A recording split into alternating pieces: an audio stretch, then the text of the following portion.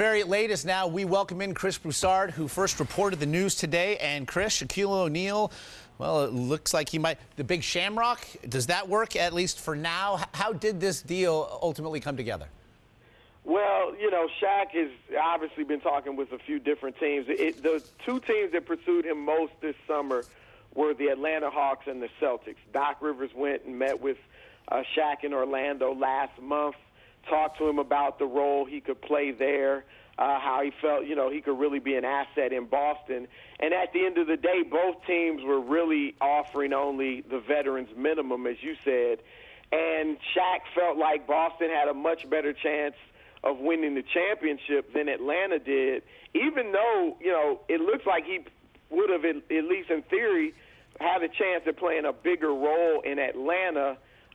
He went with the team that he felt like had the best chance of getting the ring.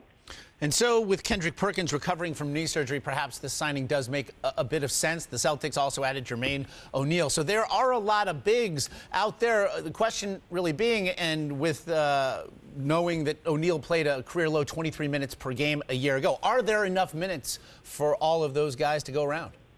Well, I think Shaq showed last year, you know, he was willing to accept his role in Cleveland. Now, he started, obviously, but he didn't play the type of minutes he was accustomed to playing. And in Boston, with those veterans, KG, Paul Pierce, Ray Allen, the coach, Doc Rivers, who's a guy that Shaquille really respects. And if you look at his career, having a coach he respects, whether it was Phil Jackson or Pat Riley, has always been a huge, you know, difference maker for Shaq. So I don't think he'll be a problem there.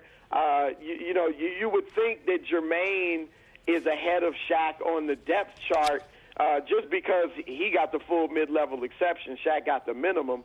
But, you know, we'll see how it plays out on the court. I do think the Celtics probably view Shaq as somewhat of a specialist. I mean, obviously when you face Orlando with Dwight Howard, when you face the Lakers with Andrew Bynum and their other bigs, Shaq could be a much bigger presence. But against some teams, he probably won't be as necessary, that's for sure. It certainly seems to suggest that perhaps this signing with an eye towards May and June. Chris Broussard with the very latest here. Shaquille O'Neal on his way to Boston.